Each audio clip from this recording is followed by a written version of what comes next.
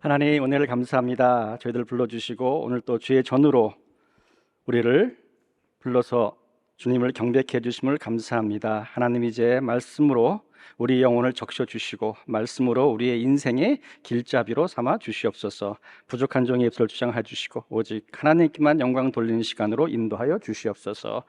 감사드리며 귀하신 예수님의 이름으로 기도합니다. 복음은 말로 전하는 것이 아니라 삶의 행동으로 전해야 합니다. 제가 중국에서 선교를 할 때 선배 선교사님이 예전에 있었던 어느 선교사님의 이야기를 해주셨습니다. 서양 선교사님이 가난한 그 시골 마을에서 사역을 하고 있었습니다. 근데 어느 날 그분이 그 거리를 걷고 있는데 남노하게 입은 사람이 그에게 찾아와서, 선교사님이시죠? 저도 세례를 받고 싶습니다 라고 선교사님한테 이야기를 했습니다. 그래서 그 선교사 당황을 해가지고, 그럼 당신은 복음을 어떻게 들었습니까? 했더니 저는 복음이 뭔지 모릅니다. 그럼 당신은 왜 세례를 받기를 원하십니까? 이렇게 얘기하는 거예요. 제 친구가 있었습니다. 아주 친한 친구가 있었는데 아편 중독에다가 술 중독에다가 남봉꾼이고 싸움꾼이고 길거리에서 싸움하는 아주 불황배 같은 친구가 있는데 어느 날 보니까 이 친구가 변한 것을 보았습니다.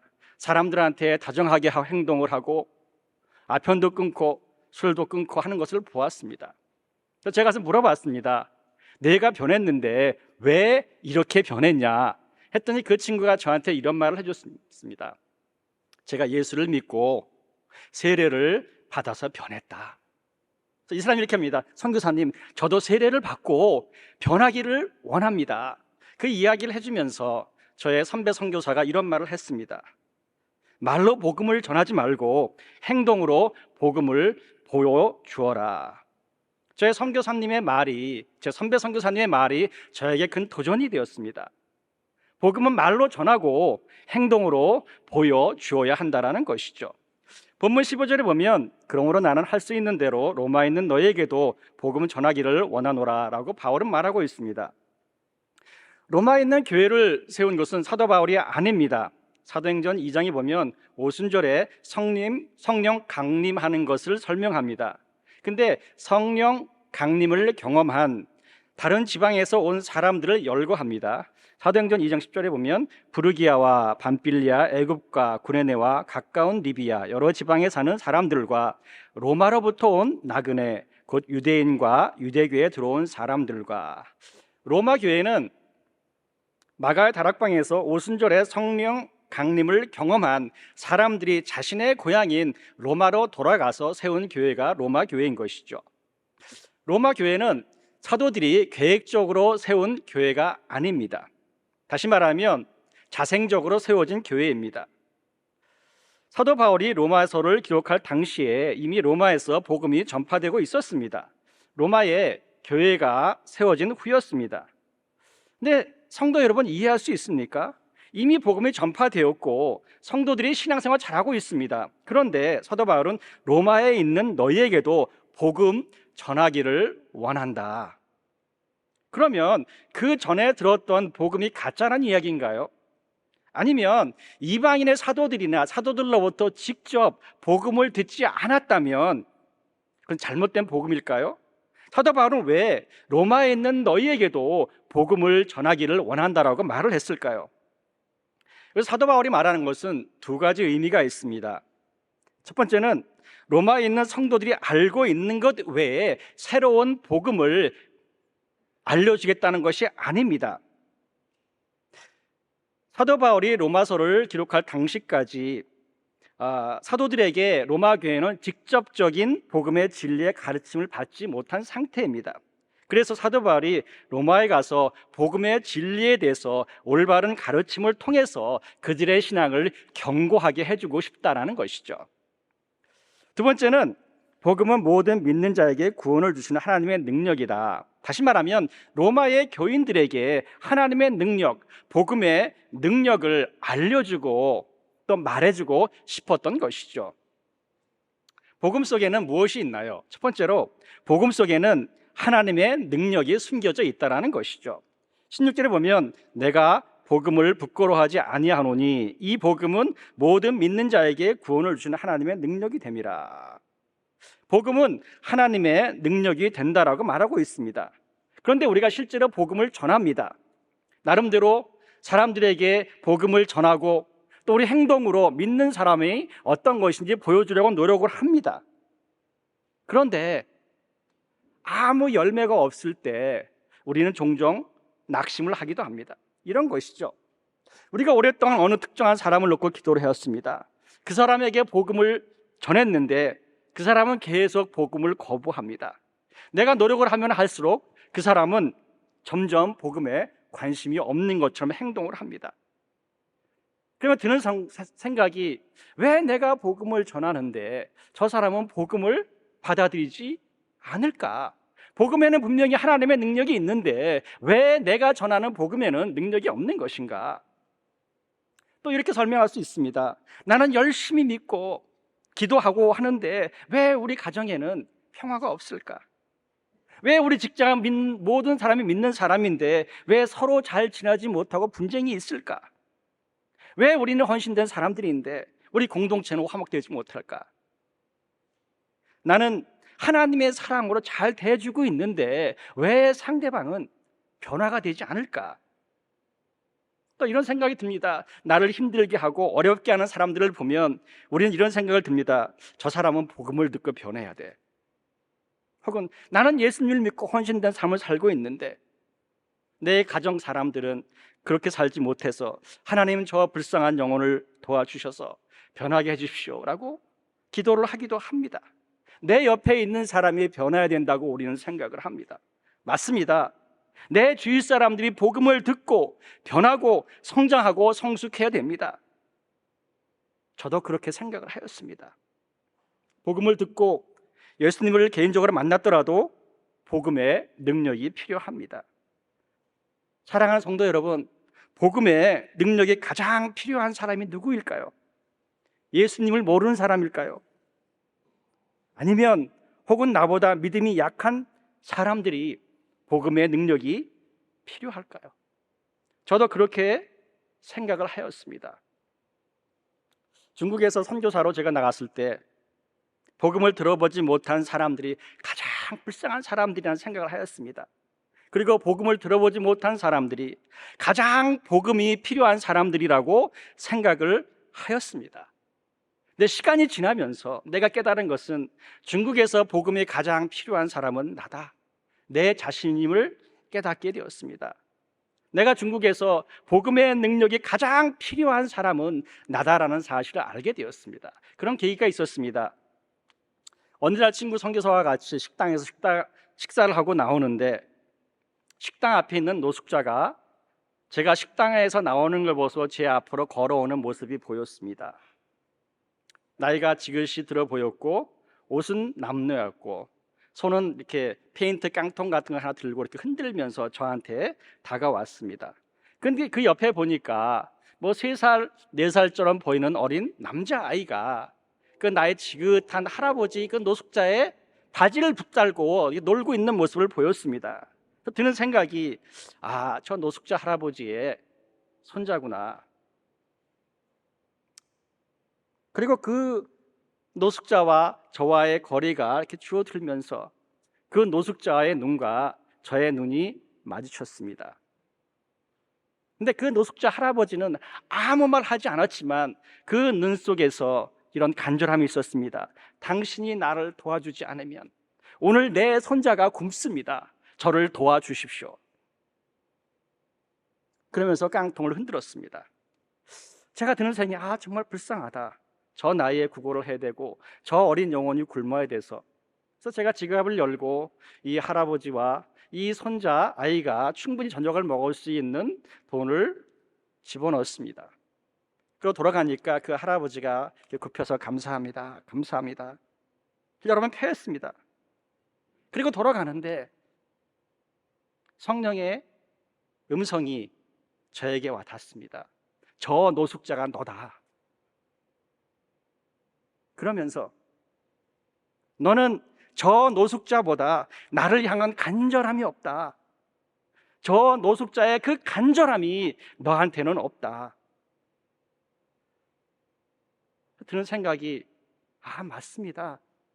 하나님, 제가 선교사고 제가 복음을 전한다 하지만 내가 정말 간절함이 없습니다. 하나님의 간절하게 나의 먹을 영의 양식을 구한 적이 많지 않습니다. 하나님, 당신이 오늘 나에게 영의 양식을 주지 않으면 나는 굶습니다. 당신이 나에게 영의 양식을 주지 않으면 나를 바라고 있는 중국인들과 나를 바라고 있는 제자들이 굶습니다. 하나님, 나를 도와주세요. 그러면서 깨달은 게 있습니다. 복음이 필요한 사람이 나이고 중국에서 가장 복음의 능력이 필요한 것이 나라는 것을 알게 되었습니다. 오카노 목사님이 로마서 강해에서 이런 말을 했습니다. 복음, 즉 예수 그리스도를 정말 필요로 하는 사람은 교회 밖에보다 교회 안에 많다. 그리고 오카노 목사님 계속 이렇게 말합니다. 십자가 앞에서 다시 한번 깨어져야 할 사람이 교회 안에 있고 하나님의 사랑 앞에 그 굳고 교만한 마음이 녹아져야 할 사람들, 예수님의 이름 앞에서 자기 자신이 죽고 다시 태어나는 은혜를 받아야 할 사람들이 바로 교회 안에 있다. 로마 교회 안에 있었고 또한 한국 교회 안에 있다. 복음의 능력이 가장 필요한 사람은 복음을 한 번도 들어보지 않은 사람이 아니라 복음을 들은 우리들이란 얘기입니다. 이런 것이죠. 하나님의 말씀이 충만할수록 자신의 모습이 얼마나 부족한지 깨닫게 되고요, 나의 부족함을 알면 내가 자랑할 것이 아무것도 없다는 것을 알게 됩니다. 내 주위 사람들이 변하지 않는 이유가 있습니다.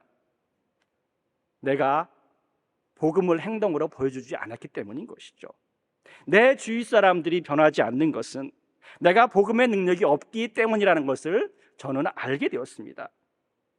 다른 사람이 나의 변한 모습을 보고 예수님을 믿게 되는 것이 복음 전도인 것이죠. 복음은 말로 합니다. 그러나 행동으로도 복음을 보여주고 행동으로 전도를 해야 한다는 것이죠. 이 아침에 우리에게 복음의 능력을 충만하게 채워주시기를 축복합니다. 오늘 본문 16절에 보면 이 복음은 모든 믿는 자에게 구원을 주는 하나님의 능력됨이라고 말하고 있습니다. 복음을 통해 하나님의 능력으로 얻는 구원이 몇 가지인지 한번 살펴보기 원합니다. 여기 8가지가 있습니다. 첫 번째는 하나님의 능력으로 인간의 영혼이 구원을 받게 됩니다. 에베소서 2장 8절 보면 너희는 그 은혜에 의하여 믿음으로 말미암아 구원을 받았으니 이것은 너에게서 난 것이 아니요 하나님의 선물이라. 예수 그리스도의 보혈의 공로로 믿음으로 인간의 영혼이 구원을 받게 됩니다. 두 번째는 하나님의 능력으로 육신의 질병으로부터 구원을 받게 된다는 것이죠. 마태복음 8장 16절에 보면 저물매 사람들이 귀신 들린 자를 많이 데리고 예수께 오거늘 예수께서 말씀으로 귀신들 쫓아내시고 병든 자들을 다 고치시니, 예수님은 육신의 질병을 치료해 주셨습니다. 복음은 사람의 육신과 영혼 두 가지 면에서 구원하는 것이죠. 하나님은 우리 육신의 필요에도 구원해 주십니다. 세 번째는 하나님의 능력으로 위험에서 구원해 주십니다. 어떤 일이 일어나도 영혼을 위험으로부터 안전하게 해주십니다. 마태복음 14장 29절 30절에 보면 베드로가 배에서 내려 물 위로 걸어가 예수께로 가되 바람을 보고 무서워 빠져가는지라 소리질러 이르되 주여 나를 구원하소서. 우리의 영혼을 위험으로부터 구원해 주십니다. 네 번째는 하나님의 능력으로 악한 세대로부터 구원해 주신다라는 것이죠. 사도행전 2장 40절에 보면 베드로가 이렇게 합니다. 베드로가 또 여러 말로 확증하여 권하여 이르되 너희가 이 패역한 세대에서 구원을 받으리라 하니, 악하고 삐뚤어진 악한 세대로부터 구원을 받는 것입니다. 하나님께서 성도들을 세상의 악에서 오염되지 않도록 보호해 주신다라는 것이죠.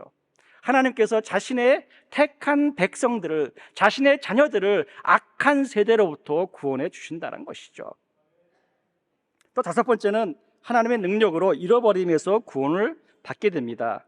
누가복음 19장 10절에 보면 인자가 온 것은 잃어버린 자를 찾아 구원하려 함이라. 예수님이 오신 것은 잃어버린 자를 찾아서 구원하시는 것이죠. 구원받지 못한 사람은 죽음으로 가는 잘못된 길 위에 서 있는 것이고, 구원받은 사람은 영생의 길을 올바른 길 위에 서 있다라는 것입니다. 여섯 번째로 하나님의 능력으로 죄에서 구원해 주십니다.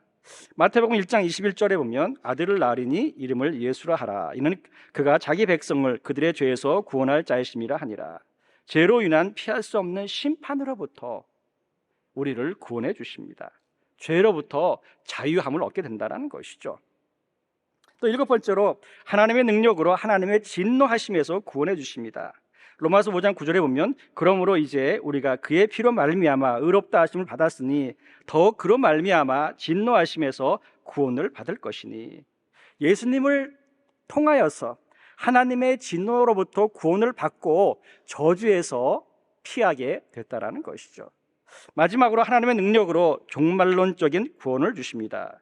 디모데후서 4장 18절에 보면 주께서 나를 모든 악한 일에서 건져내시고 또 그의 천국에 들어가도록 구원하시리니 그에게 영광이 세세 묵도록 있을지어다. 아멘.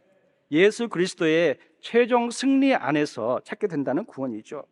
예수님을 통해서 천국에 들어가도록 구원받게 된다는 것입니다. 또 두 번째로 복음은 우리에게 십자가로 인도해 줍니다. 복음은 우리를 십자가로 인도해 주십니다. 사도 바울이 성경에 보면 자신의 입장에 대해서 표현한 구절이 여러 군데 있습니다. 고린도전서 15장 9절에 보면 나는 사도 중에 지극히 작은 자라. 나는 하나님의 교회를 핍박하였으므로 사도라 칭함을 받기에 감당하지 못할 자로다. 이게 사도 바울이 약 53세쯤에 쓴 자기의 고백입니다. 그리고 갈라디아서 2장 8절에 보면 베드로에게 역사하사 그를 할례자의 사도로 삼으시니가 또한 내게 역사하사 나를 이방인에게 사도로 삼으셨느니라. 이거는 바울이 54세 정도 때의 고백입니다. 이런 것이죠. 로마서를 저작하면서 오늘 읽은 본문을 3차 전도 여행 중에 로마에 있는 성도들에게 쓴 것입니다. 그가 1차, 2차, 3차 전도 여행을 하면서 나는 이방인의 사도라는 고백을 계속적으로 합니다. 시간이 흘렀습니다. 1차, 2차, 3차 전도 여행이 끝났고 여러 곳에 교회가 세워졌습니다. 그리고 자신의 삶을 뒤돌아보는 기회가 있었습니다. 그가 에베소서를 쓸 때는 그가 이런 고백을 합니다. 에베소 3장 8절에 보면 모든 성도 중에서 지극히 작은보다 더 작은 자 나에게 이 은혜를 주신 것은 측량할 수 없는 그리스도의 풍성함을 이방에 전하게 하시고, 이때가 61세쯤 되었습니다. 바울은 더 이상 자신을 사도라고 말하지 않습니다. 자신을 지극히 작은 성도라고 말하고 있습니다. 시간이 또 흘렀습니다. 자신의 삶을 마감할 때가 왔습니다. 4년 후에 디모데전서 1장 15절에 보면 밑보다 모든 사람이 받을 만한 이 말이여 그리스도 예수께서 죄인을 구원하시려고 세상에서 임하셨다. 죄인 중에 내가 괴했으니라. 바울이 65세쯤 되었습니다. 디모데전서를 기록하는 65세의 나이에 자신이 50대 초반에 했던 고백들과 비교해 보면 관점이 바뀐 것을 알 수 있습니다. 50대인 1차, 2차, 3차 선교여행 기간에는 자신이 이방인의 사도라고 주장을 합니다. 60대 초반에는 자신이 이방인의 사도라는 것을 주장하지 않고 지극히 작은 성도라고 이야기를 합니다. 그리고 죽기 전에는 나는 죄인 중에 괴수라고 표현합니다. 저는 이것을 보면서 이해하기가 참 힘들었습니다. 제 생각에는 바울이 예수님을 핍박하고 성도들을 잡아오게 가뒀기 때문에 처음 사역을 할 때는 내가 예수님을 핍박하고 성도들을 붙잡아서 감옥에 넣었기 때문에 나는 죄인 중에 괴수라는 고백을 해야 하는 게 맞지 않았을까? 그리고 사도로서 열심히 사역을 하고 소아시아에 그 교회가 세워졌을 때 나는 이제 성도들의 지극히 작은 자다. 그 시간이 흘러서 그가 죽을 무렵에 됐을 때 그의 삶을 뒤돌아봤을 때 내 인생 정말 잘 살았다. 하나님께서 죄수 중에 죄수를 나를 구원해 주셔서 이방인의 사도다운 삶을 살았다. 그러면서 나는 잘 살았다. 정말 하나님의 은혜에 감사한다. 라는 고백을 하면 얼마나 좋을까. 바울이 자신에 대한 고백이 순서가 바꿨으면 좋았을 것이라는 생각을 하였습니다. 그러나 저는 깨달았습니다. 저의 생각이 틀렸습니다. 하나님의 은혜는 그런 것이 아니라는 것을 알게 되었습니다. 이런 것이죠. 하나님 앞으로 나아가면 나아갈수록 나의 공로는 보이지 않고 십자가만 보인다라는 것입니다. 갈라디아서 6장 14절에 보면 내게는 우리 주 예수 그리스도의 십자가 외에 결코 자랑할 것이 없으니 그리스도로 말미암아 세상이 나를 대하여 십자가에 못 박히고 내가 또한 세상을 대하여 그리하였느니라. 2014년에 103세로 삶을 마감한 방지일 선교사님이 계셨습니다. 저희 선교사들에게는 정말 사도 바울 같은 삶을 사는 아주 탁월하신 선교사님이었습니다. 근데 방지일 선교사님이 100세가 넘어서 선교사들 앞에서 이런 고백을 하셨습니다. 내가 나이가 들수록 내가 이룬 것보다 내 지은 죄가 현미경으로 보는 것처럼 크게 보인다. 그 위대한 선교사가 자기의 삶을 마무리할 때쯤에 이게 뭐냐면 내가 지은 과거의 죄가 지금 돌이켜보니까 현미경으로 보는 것처럼 크게 보인다. 나는 죄인이다. 그렇습니다.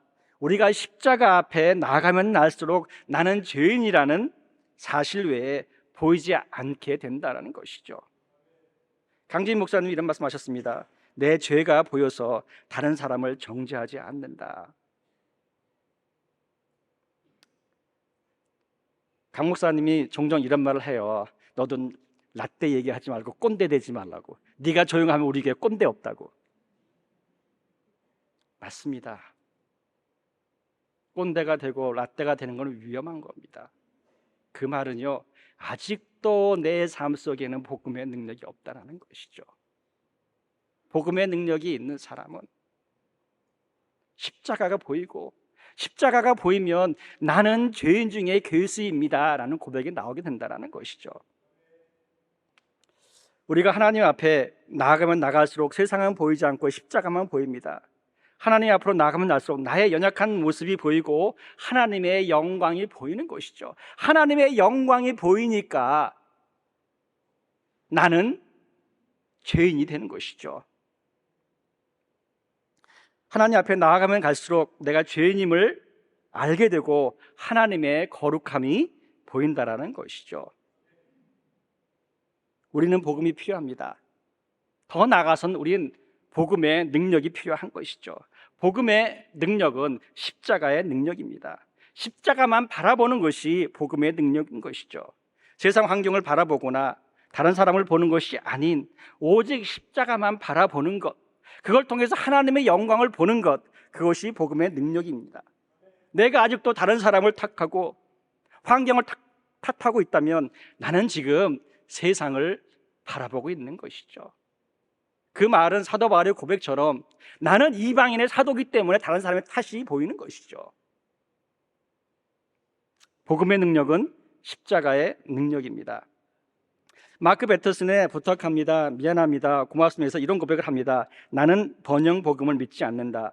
복음 앞에 다른 단어를 붙일 때마다 오히려 중요한 뭔가가 빠져나간다. 우리는 하나님을 슬롯머신처럼 이용해서는 안 된다. 복음을 통해서 우리가 얻는 가장 큰 수익은 형언할 수 없는 기쁨과 이해를 초월하는 평안이다. 그런 곳에는 가격표를 붙일 수 없다. 이런 것이죠. 아무리 힘든 상황이나 환경 속에서도 하나님이 주시는 평안이 있습니다. 그것이 바로 십자가의 능력인 것이죠. 환경이 문제가 되지 않고 내 상황이 문제가 되는 것이 아닙니다. 내 속에 십자가의 능력이 있으면 나는 언제든지 평안을 유지할 수 있다는 것이죠. 또 세 번째로 복음은 예수님과 연결하는 것입니다. 예수님은 이 세상에 오신 첫 번째 선교사님이십니다. 이 세상에서 하나님의 복음과 복음 속에 담긴 하나님의 능력을 우리에게 전해주셨습니다. 그래서 복음은 예수님과 연결하는 것이죠. 요한복음 15장 5절에 보면 나는 포도나무요 너희는 가지라. 그가 내 안에 내가 그 안에 거하면 사람이 열매를 많이 맺나니 나를 떠나서는 너희가 아무것도 할 수 없음이라. 여기 보면 예수님은 열매를 맺는 것보다 함께함에 붙어 있음에 초점을 맞춰 주셨습니다. 이런 것이죠. 예수님과 연결된 상태를 유지하는 데 초점을 맞추면 저절로 열매가 열린다라는 것이죠. 그리고 예수님과 연결이 되지 않으면 아무리 열매를 맺으려고 노력을 해도 소용이 없다라는 것이죠. 나무가 있습니다. 밑에 뿌리가 있고 나무에 몸통 줄기가 있습니다. 줄기에 붙어 있는 것이 가지인 것이죠. 나무의 가지는 뿌리를 통하여 영양분을 줄기로 올려 보냅니다. 그 줄기에 붙어 있는 가지는 영양분을 받아서 저절로 열매를 맺게 됩니다. 저희 집 뒷마당에 아주 오래된 그레이프루트 자목나무가 있습니다. 거름도 주지 않고 물도 주지 않는데 엄청나게 열매가 열립니다. 제가 저희 집에 자몽을 먹는 사람이 없거든요. 그래서 자몽을 따는 게 짜증이 날 정도로 자몽이 열려요. 그래서 매년 하는 게 뭐냐면, 야, 그만 좀 열려라, 내 짜증 난다. 저의 말과 상관없이요, 매년마다 열매가 엄청나게, 어떤 해는요 이 가지가 부러질 정도로 열립니다. 왜 그럴까요? 그 줄기에 가지가 붙어 있어서 저절로 열매가 열리는 것이죠. 뿌리에서 영양분을 줄기에 주고 줄기는 가지에게 영양분을 주기 때문에 열매는 저절로 열리는 것이죠. 나무의 뿌리는 성령의 능력과 같습니다. 나무의 줄기가 되시는 예수님을 통하여서 성도는 능력을 받고 그 능력으로 열매를 저절로 맺게 된다는 것이죠. 나무의 몸통 가지에 붙어 있던 가지가 떨어지면 그건 더 이상 가지가 아니라 하나의 막대기입니다. 가지와 막대기의 차이는요, 외형은 똑같지만 하나는 붙어 있고 하나는 떨어진 것이죠. 붙어 있는 가지는 열매를 맺고 떨어진 가지는 열매를 맺지 못한다라는 것입니다. 나무에서 떨어진 가지는 막대기가 되어서 절대로 열매를 맺을 수 없다는 것이죠. 카일 아이들만의 삶이 뜻대로 안 될 때는 이런 말을 했습니다. 우리는 단지 연결보다 열매 맺는 것을 우선시하는 경향이 있다. 우리는 열매 맺는 것이 연결의 필수 조건이라고 생각한다. 하나님의 방법은 정반대이다. 우리는 열매 맺는 것이 연결로 이어진다고 생각하지만 예수님은 연결이 열매 맺는 것으로 이어진다고 분명히 말씀하신다. 열매 맺는 것은 연결에서 자연스럽게 흘러나온다. 가지가 나무 줄기에 붙어만 있으면 열매가 저절로 열린다라는 것이죠. 인생에서 어려운 때가 있습니다. 어려움을 겪거나 삶의 뜻대로 되지 않을 때가 있습니다. 그럴 때 우리는 현재의 상황을 보고 인생이 힘들다, 공고하다, 어렵다 라고 말을 합니다. 그리고 우리는 낙심을 하거나 두려움을 갖거나 불안한 마음을 가지고 하나님께 기도합니다. 하나님, 제가 지금 이런 상황에 있습니다. 하나님이 이 문제를 해결해 주세요. 간절히 기도합니다. 현재 어려운 내 상황보다 중요한 것이 있습니다. 지금 나는 예수님과 어떤 관계로 있는가 하는 것이죠. 나는 포도나무의 가지처럼 예수님과 연결이 되어 있는지 살펴보아야 합니다. 내 상황이 어렵고 삶의 열매가 없고 삶이 공고해졌다면 가장 먼저 우리는 생각해 보아야 할 문제가 있습니다. 내 인생의 줄기가 되시는 예수님과의 관계가 지금 어느 위치에 있는가, 이런 것이죠. 어떤 고난과 어려운 상황은 예수님과의 관계를 바로잡기 위해서 하나님이 허락하시기도 하십니다. 힘들고 어려운 상황이 왔을 때, 내 인생이 공고할 때 제일 먼저 할 것은 하나님, 이 문제를 해결해 주십시오라는 기도보다 하나님, 지금 나는 예수님과 어떤 관계에 있는지 먼저 살펴보아야 한다는 것이죠. 왜냐하면 내가 예수님께 붙어만 있으면 우리는 열매를 맺기 때문인 것이죠. 예수님의 관계가 제대로 되어 있지 않기에 다른 사람들과의 관계도 어렵게 됩니다. 인간관계도 예수님과 나와의 관계에서 흘러나오는 열매인 것이죠. 인간관계가 힘들다면 지금 내가 예수님과의 관계가 어떤지 살펴보아야 합니다. 성도의 거룩함은 예수님과의 친밀한 관계에서 흘러나오는 열매인 것입니다. 현실에서 어렵고 상황에서 문제가 있을 때 우리는 예수님께로 가까이 갈 것인가, 아니면 예수님으로부터 멀어질 것인가? 현재 상황은 바뀌지 않았고 문제는 해결되지 않았지만 예수님과 연결이 되어 있고 내가 예수님 앞에 붙어 있으면 낙심하지 않아도 됩니다. 이 어려운 현실은 예수님과의 관계 속에서 예수님이 나를 통하여 풍성한 열매를 맺게 해준다는 것이죠. 지금 겪고 있는 어려운 현실은 예수님과의 관계를 재정립하는 시간입니다. 상황이 힘들고 문제가 있고 어렵다면 예수님과의 관계를 재정립하는 시간이 될 수도 있다는 것이죠. 달라스 윌라드는 부족함이 없는 삶에서 분노와 절망은 자신이 처한 상황에 희망이 없다는 인식에서 비롯된다. 그러나 희망을 품을 이유는 얼마든지 있다. 자신을 바라보기를 그치고 그 대신에 하나님을 바라보기만 한다면 말이다. 그러면 하나님에 대해 배우려면 어떻게 하는가? 1차적으로 예수 그리스도의 메시지를 통해 배운다. 이런 것이죠. 어떻게 예수 그리스도에 붙어 있을까? 하나님의 말씀으로 붙어 있게 되는 것이죠. 하나님의 말씀에 순종함으로 내가 예수님께 붙어 있는 것이죠. 예수님께 붙어 있지 않는다는 것은 내 삶 속에서 하나님의 말씀에 불순종하였고 하나님의 뜻에 불순종했기 때문에 내가 붙어 있지 못한다는 것이죠. 내가 예수님과 잘 연결이 되어 포도나무의 가지처럼 붙어 있다면 현재의 상황은 어떤 염려도 할 필요가 없습니다. 예수님이 나의 상황을 아시고 나의 상황을 통하여 열매를 맺게 하실 것이기 때문입니다. 예수님과 잘 연결이 되어 있다면 하나님의 능력이, 성령의 능력이 예수님을 통하여서 나의 삶 속으로 흘러나올 것입니다. 지금 겪고 있는 문제나 어려운 상황은 바뀌지 않을 수 있습니다. 그러나 시간이 지나면 성령의 능력으로, 예수님께서 부어주신 능력으로 우리 삶 속에 풍성한 열매가 맺게 된다는 것이죠. 현실이 어렵고 상황이 어려울 때 우리는 예수님과의 관계를 살펴볼 시간입니다. 많은 경우에 우리는 더 노력한다고 얘기를 합니다. 인간적으로 노력하는 것보다 중요한 게 있습니다. 우리 인생의 주인이 되시는 예수님께 연결되는 게 중요합니다. 내가 지금 예수님과 어떤 관계에 있는지를 살펴보는 게 내가 노력하는 것보다 중요하다는 것이죠. 왜냐하면 예수님과의 연결을 통하여서 하나님의 능력이 우리 삶으로 흘러나오기 때문인 것이죠. 능력은요, 흘러나오는 것입니다. 결론을 맺겠습니다. 하나님의 복음을 위하여 사십시오. 현대 선교의 아버지를 불리는 윌리엄 캐리라는 아주 위대한 선교사가 있습니다. 윌리엄 캐리를 통하여서 현대의 선교가 시작되었습니다.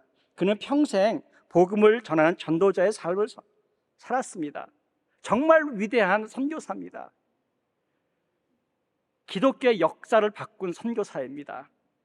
근데 그 위대한 선교사의 묘명이 이렇게 써 있습니다. 비천하고 가난하고 벌레같이 보잘것없는 자가 주님 친절한 팔에 쉬겠네. 그도, 그 위대한 선교사도 마지막 앞에 섰을 때 하나님의 영광이 보였고 하나님이 그 영광에 보인 자신의 모습이 죄인이었고 죄인보다 못한 벌레처럼 보였다라고 고백하는 것이죠. 그 위대한 선교사도 나는 죄인 중에 죄인입니다, 아니 그보다도 못한 나는 벌레입니다 라는 고백을 하고 삶을 마쳤습니다. 우리가 잘 아는 어메이징 그레이스를 작사 작곡한 뉴턴이 있습니다. 뉴턴의 묘지에는 이렇게 써 있습니다. 나의 인생의 모든 기억들이 사라졌습니다. 그러나 난 단지 두 가지만을 기억합니다. 하나는 나는 괴수 중에 괴수라는 사실입니다. 그리고 다른 하나는 예수 그리스도는 위대한 구원자라는 사실입니다. 예수 그리스도의 십자가만을 바라보는 것, 그것이 바로 복음의 능력인 것이죠.